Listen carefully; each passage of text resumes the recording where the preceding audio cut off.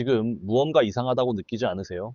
삼성전자와 SK하이닉스, 미국 주식은 연일 신고가를 경신하고 안전자산이라는 금값까지 미친 듯이 치솟고 있어요. 보통은 하나가 오르면 하나는 떨어지는 게 상식인데 지금은 모든 것이 오르고 있습니다. 경제학자들은 이걸 에브리싱 버블이라고 불러요. 그런데 말이죠. 이게 단순히 경기가 좋아서 생기는 현상일까요? 아닙니다. 이건 사실 돈의 가치가 쓰레기가 되고 있다는 아주 위험한 신호예요. 백악관의 주인이 바뀌면서 그 주인이 연방준비제도, 즉 미국의 중앙은행에 자신의 사람들을 심겠다고 공언했습니다. 금리를 낮춰라, 돈을 풀어라, 시장을 부양해라. 이 한마디에 전 세계 투자자들이 미친 듯이 자산 시장으로 뛰어들고 있는 겁니다. 오늘 이 영상 끝까지 보지 않으시면 여러분이 열심히 적금 붓고 아껴온 그 소중한 현금들이 정말 휴지 조각이 되어 있을지도 모릅니다. 오늘 우리가 다룰 주제는 조금 무겁습니다. 하지만 여러분의 생존과 직결된 문제죠. 왜 우리 집값, 우리 주식, 그리고 우리가 매일 사 먹는 커피값까지 뒤흔드는 걸까요? 오늘 영상 하나로 트럼프발 유동성 공급의 실체, 화폐 가치 하락의 메커니즘, 그리고 이 버블이 터지기 직전 우리가 반드시 취해야 할 포지션까지 전부 정리해 드립니다. 사람들은 흔히 착각해요. 시장에 돈이 돌면 내 월급도 오르고 장사도 잘 되고 좋은 거 아냐 라고요. 하지만 이건 아주 위험한 생각입니다. 자, 생각해 보세요. 세상에 딱 10개의 사과가 있고 10달러가 있다고 칩시다. 사과 한 개는 1달러죠. 그런데 정부가 돈을 막 찍어내서 시장에 100달러를 뿌렸어요. 사과는 여전히 10개인데 말이죠. 그럼 사과 한 개 값은 얼마가 될까요? 네, 10달러가 됩니다.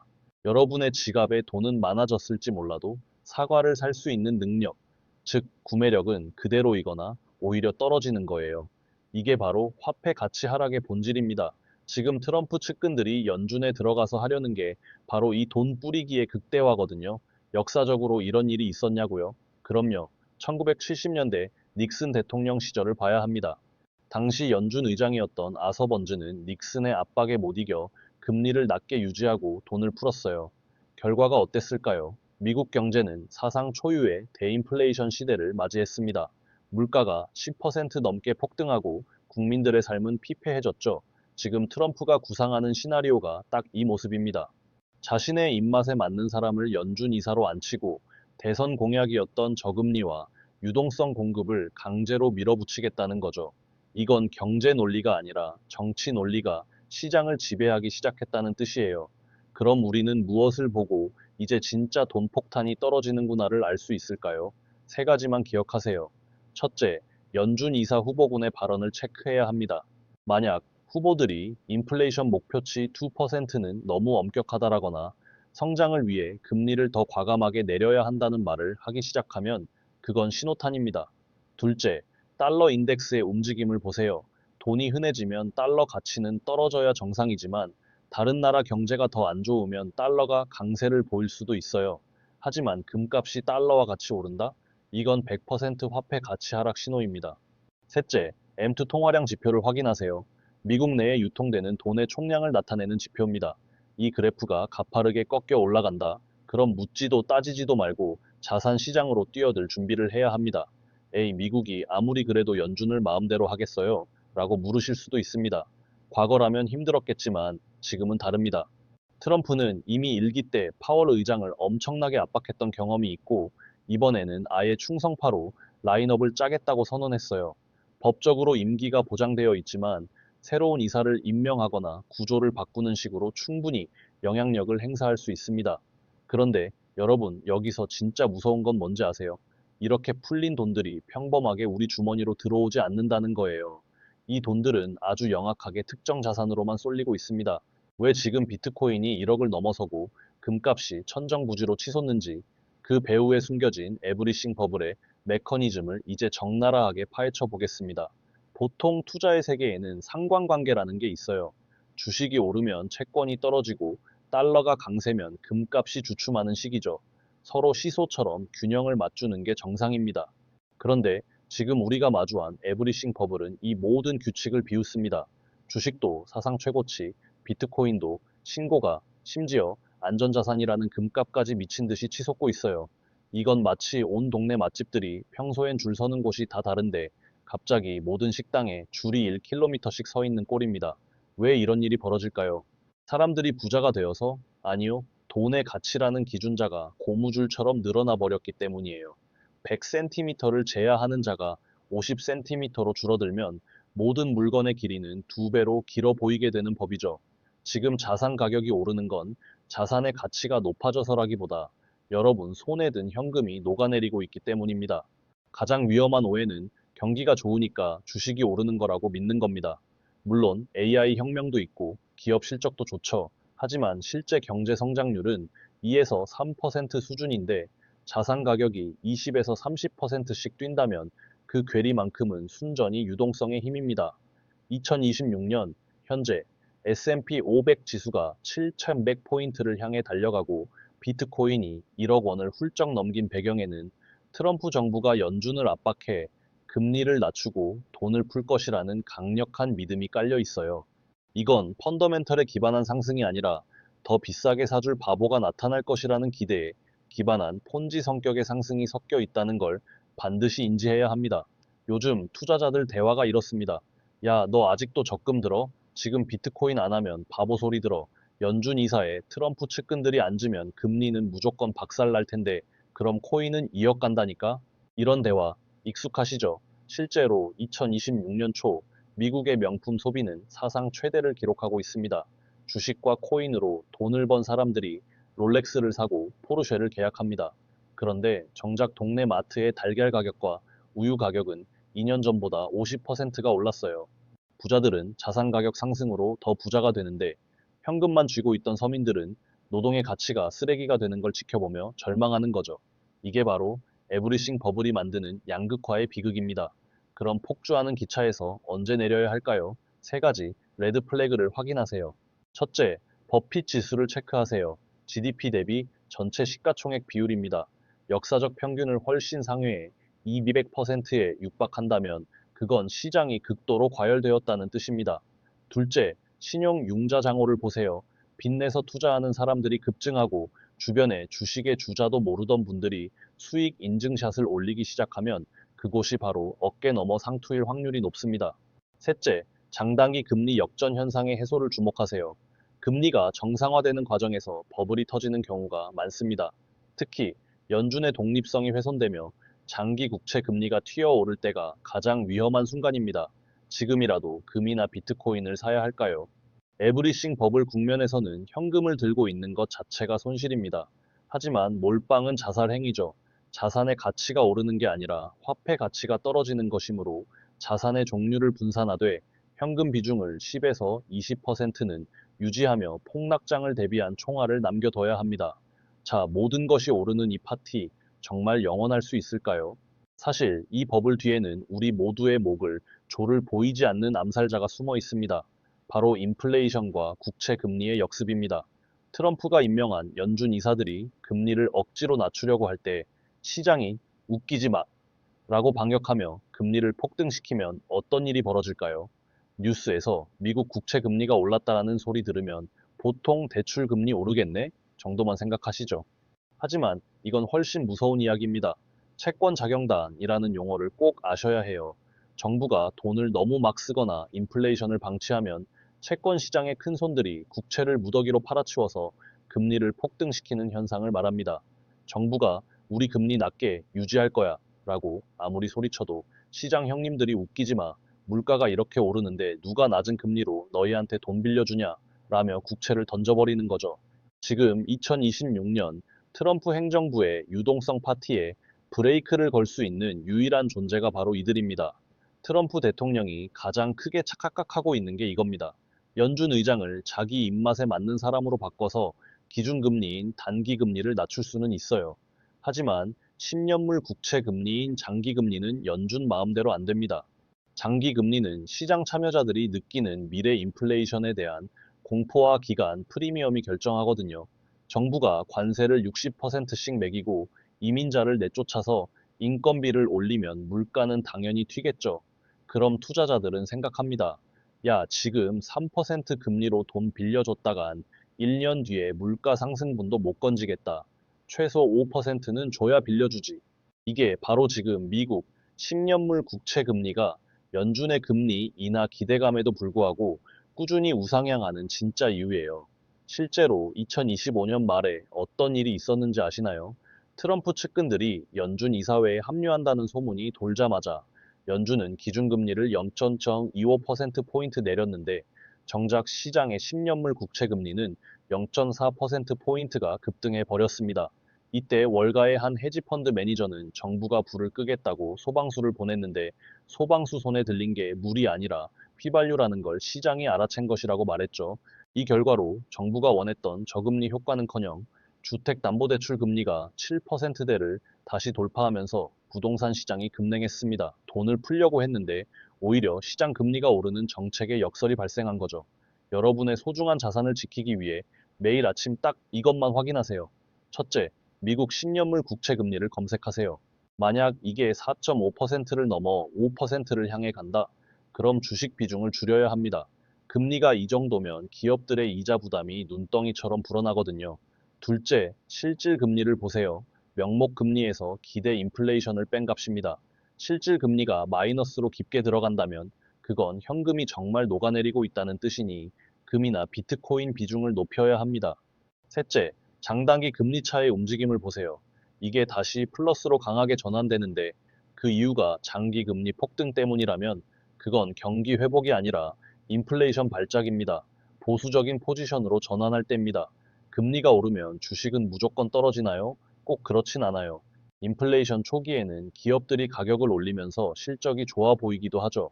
하지만 금리가 일정 수준을 넘어서면 주식 가치가 깎여 나갑니다. 특히 미래 가치를 먹고 사는 기술주들에겐 치명타죠. 2026년은 그 임계점을 시험하는 해가 될 거예요. 시장이 이렇게 반항을 하고 있는데 트럼프 행정부라고 가만히 있을까요? 절대 아니죠. 그들은 이미 경제 어벤져스라고 불리는 최측근들을 전면에 배치해 시장을 힘으로 찍어 누를 준비를 마쳤습니다. 지금 미국 경제를 쥐락펴락하는 세 명의 이름은 반드시 기억하셔야 해요. 바로 재무장관 스콧, 베설트, 그리고 연준 의장 유력 후보인 두 명의 케빈, 즉 케빈 해식과 케빈 워시입니다. 이들이 추구하는 건 명확해요. 민간 주도의 리레버리징입니다. 정부가 빚을 내서 돈을 푸는 게 아니라 규제를 풀고 금리를 낮춰서 민간 기업과 개인이 마음껏 빚을 내고 투자하게 만들겠다는 거죠. 이게 겉으로 보기엔 성장의 엔진처럼 보이지만 사실은 거대한 거품의 초대장이기도 합니다. 트럼프가 강한 달러를 원할까요? 아닙니다. 트럼프의 경제 철학은 약달러를 통한 수출 경쟁력 강화에 뿌리를 두고 있어요. 달러 가치가 낮아져야 미국 물건이 해외에서 싸게 팔린다고 믿거든요. 그래서 그가 임명하려는 연준 이사들은 대부분 금리 인하 선호 성향이 강합니다. 달러 가치가 좀 떨어져도 괜찮으니 금리를 낮춰서 경기를 부양해라. 이게 그들의 특명입니다. 금값이 왜 미친 듯이 오르는지 이제 감이 오시죠? 달러의 지배력이 흔들릴 때 가장 빛나는 건 결국 금과 비트코인이니까요. 케빈 해시슨 최근 인터뷰에서 현재의 금리 수준은 지나치게 높으며 AI 시대의 생산성 향상을 고려할 때 인플레이션 걱정은 기우에 불과하다고 주장했어요. 여기에 케빈 워시 전 연준 이사까지 가세해 과감한 정책 변화를 요구하고 있죠. 이들이 연준의 지휘봉을 잡게 되면 자, 이제부터 인플레이션 2% 목표치에 연연하지 않겠습니다.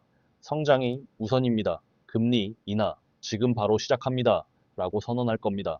이 한마디에 시장은 환호하겠지만 채권 자경단은 국채를 투매하며 시장 금리를 폭등시키는 대혼란이 벌어질 가능성이 큽니다. 이들의 발언 속에서 우리가 취해야 할 행동 지침입니다. 첫째, 스콧 베설트의 333 전략을 주시하세요. 예산 적자를 3%로 줄이고 규제를 30% 철폐하며 에너지 생산을 30% 늘리겠다는 겁니다. 이 중 규제 철폐와 관련된 금융, 에너지, 크립토 섹터는 버블의 중심지가 될 가능성이 높습니다. 둘째, 케빈 해시스의 관세 환급 발언을 체크하세요. 관세 수입을 국민들에게 2,000달러씩 직접 나눠주는 방안입니다. 이게 현실화된다면 소비가 폭발하며 물가는 다시 튈 겁니다. 이때는 원자재 같은 인플레이션 해지 자산으로 옮겨가야 합니다. 셋째, 연준 이사 교체 시점인 2026년 5월을 D-Day로 잡으세요. 제롬 파월의 임기가 끝나는 이때가 운명의 날입니다. 트럼프 측근들이 금리를 낮추면 부동산 시장은 다시 불장이 될까요? 반은 맞고 반은 틀립니다. 기준금리가 내려가서 대출 문턱은 낮아지겠지만 장기 금리가 폭등하면 실제 여러분이 체감하는 주택담보대출 금리는 생각보다 안 내려갈 수 있어요. 오히려 대출 규제 완화로 인해 영끌이 다시 성행하면서 버블의 끝자락에서 막차를 타는 위험이 커질 수 있습니다. 하지만 이 화려한 파티 뒤에는 아주 차가운 계산서가 기다리고 있습니다. 만약 이들이 의도한 대로 돈은 풀렸는데 물가가 잡히지 않고 스태그플레이션의 그림자가 덮친다면 어떻게 될까요? 인플레이션은 한 번에 끝나지 않습니다. 역사를 보면 항상 쌍봉을 그리며 나타나죠. 2026년에 우리가 맞이할 2차 쇼크는 정책이 만들어낸 인재에 가깝습니다. 트럼프 정부의 보편적 관세와 대중국 60% 관세, 여기에 이민자 제한으로 인한 노동력 부족이 결합하면 어떻게 될까요? 물건값은 오르는데 물건을 만들 사람의 몸값도 같이 뜁니다. 정부가 아무리 석유를 파내도 서비스 물가와 수입 물가가 동시에 튀어오르는 걸 막기는 역부족인 상황인 거죠. 관세를 높이면 미국 기업들이 좋아지는 거 아냐? 라고 생각하시죠? 천만의 말씀입니다. 미국 기업들이 만드는 제품 안에도 해외 부품과 원자재가 가득합니다. 결국 관세는 수입 비용 상승으로 이어지고 기업들은 이 비용을 소비자에게 전가합니다. 즉, 관세는 사실상 미국 국민들이 내는 소비세나 다름없게 되는 거예요. 기업 입장에서도 원가가 오르니 마진이 줄어들고 소비자들은 지갑을 닫게 됩니다. 이게 바로 성장은 멈추고 물가만 오르는 스태그플레이션의 전초 증상입니다. 월가에는 바퀴벌레 이론이라는 말이 있습니다. 주방에서 바퀴벌레 한 마리가 보이면 보이지 않는 곳에 수백 마리가 숨어 있다는 뜻이죠. 최근 미국 자동차 할부 금융시장에서 연체율이 급등하며 이 바퀴벌레들이 모습을 드러내기 시작했습니다. 2년 전 트럼프 당선 기대감에 무리해서 차를 샀던 가장들이 할부금을 못 내게 된 거죠. 이런 한계 가구의 붕괴는 금융권의 부실로 이어집니다. 에브리싱 버블의 뒤편에서는 이런 부채의 썩은 냄새가 진동하기 시작한 겁니다. 지금 당장 여러분의 계좌를 열고 다음 세 가지 지뢰가 있는지 확인하세요. 첫째, 부채 비율이 200%가 넘는 좀비 기업을 속아내세요. 영업이익으로 이자도 못 내는 기업은 무조건 퇴출입니다. 둘째, 수출 의존도가 높은 제조기업을 주의하세요. 무역 전쟁이 격화되면 보복 관세가 시작됩니다. 셋째, AI 환상에만 기댄 고평가 기술주를 점검하세요. 2026년은 AI가 실제 실적을 증명해야 하는 해입니다. 실적 없이 기대감으로만 주가가 높은 종목들은 유동성이 조금만 위축되어도 반토막이 날 수 있습니다. 부동산은 안전할까요? 주거용은 인플레이션 해지 수단이 될 수 있지만 사무실 같은 상업용 부동산은 금리 발작에 매우 취약합니다. 특히 대출 비중이 높은 부동산 투자는 지금 같은 변동성 장세에서는 시한폭탄을 안고 있는 것과 같습니다. 자, 미국 내부가 이렇게 흔들리면 전 세계는 어떻게 될까요? 미국이 기침을 하면 한국을 포함한 신흥국들은 독감에 걸린다는 말이 있죠.